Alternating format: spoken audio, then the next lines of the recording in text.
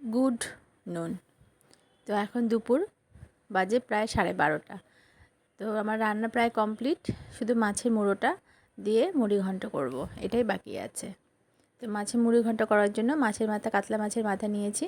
আর তোমাদের দেখিয়ে দিলাম মুগ ডাল ভিজিয়ে রেখেছিলাম, আর অল্প চাল, গোবিন্দভোগ চাল। চালের পরিমাণ কম, আজকে মুগ ডাল দিয়ে করে দেখাবো। এর আগে মাছের মুড়ি ঘন্ট আমি সবসময় চাল দিয়েই দেখিয়েছি, আজকে মুগের ডাল দিয়ে করে দেখাবো। আমার এটা খেতে খুব ভালো লাগে। এটা একটু ল্যাটকা টাইপের হয়, ঝরঝরে নয়। ঝরঝরেটার থেকে এটা বেশি ভালো লাগে আমার, তো সেজন্য এটা করব। তার জন্য আমি মাছের মাথাটাকে ভেজে রেখে দিলাম, মানে পিস দুটোকে।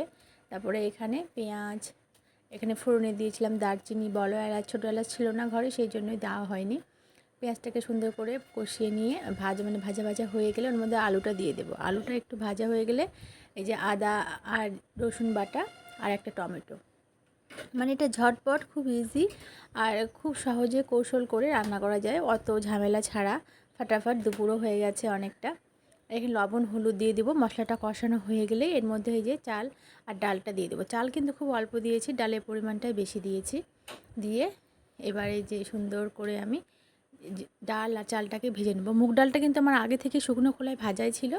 তেলের মধ্যে ঝরঝর করে ভাজা হয়ে গেলে কাজু কিশমিশ দিতে ভুলে গিয়েছিলাম, সেই জন্য একটু পর দেরি হয়ে গেল। প্রথমে ভেজে নিলে হয়তো ভালো হতো আরও। তো যাই হোক, এই দিয়ে দিলাম কাজু কিশমিশ দিয়ে আর একটু ভাজা হোক। এদিকে আমি জল নিয়ে আসি। একদম মশলাটা কষানো হয়ে গেলে পুরোটা এটাকে প্রেসারে দিয়ে দেবো, দিয়ে এটাকে 2টো সিটি দিয়ে দেবো। আমি সম পরিমাণে জল দেবো, দিয়ে সিটি দিয়ে এই যে নামিয়ে নিয়েছি। পুরো সব সেদ্ধ হয়ে গেছে। এবার গরম মশলা আর ঘি দেবো, দিয়ে নামিয়ে নেব, সার্ভ করে নেবো। তোমরা এরকম কেউ আসলে ঝটপট করে অতিথি আপ্যায়নের জন্য করতেই পারো, বা বাড়িতে খেতে ইচ্ছে করলো, মাছের মুড়ো আছে, ফট করে বের করে খেতে পারো। দারুণ হয়েছিল খেতে।